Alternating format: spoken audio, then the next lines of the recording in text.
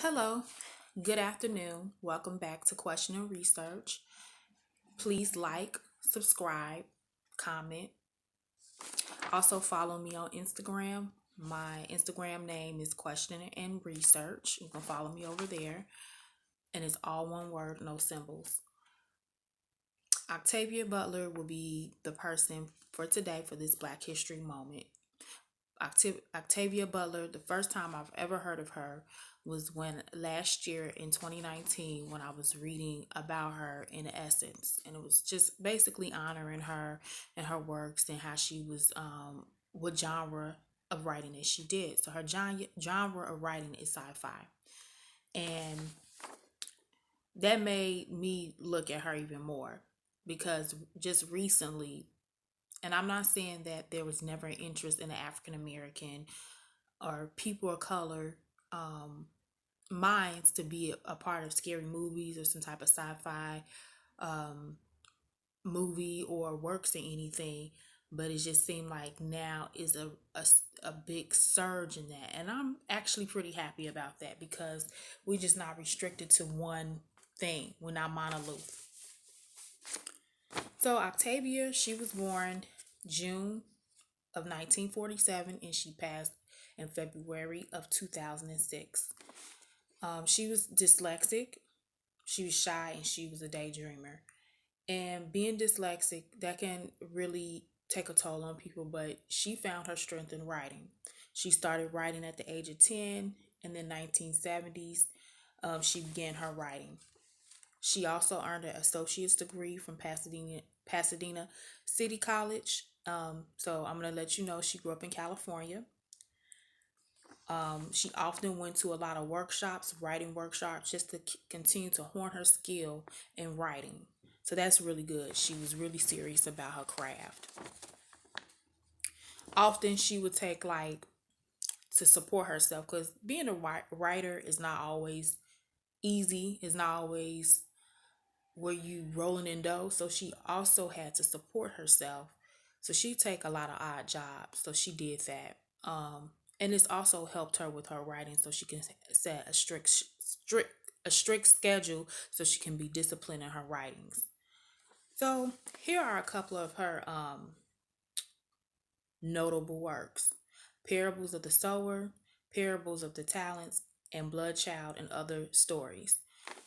And also her first two works are one, The Patternist, and second, Kindred. The Kindred writing really caught my attention when it was talking about time travel and African American women traveling to a time in slavery. And as crazy as that may seem, it was it was refreshing to me that she had writings or wrote something about time traveling back to slavery, because sometimes I often think about slavery and some of the things that my people, African American people, had to go through during that time. I often think about how was it in the 1950s. How was the way of life in 1950s? How do we do things versus what people did now in 2020? So I just thought it was very interesting. And even though she's considered as a sci-fi science fiction writer, it was also, her science fiction was more like Afrofuturism.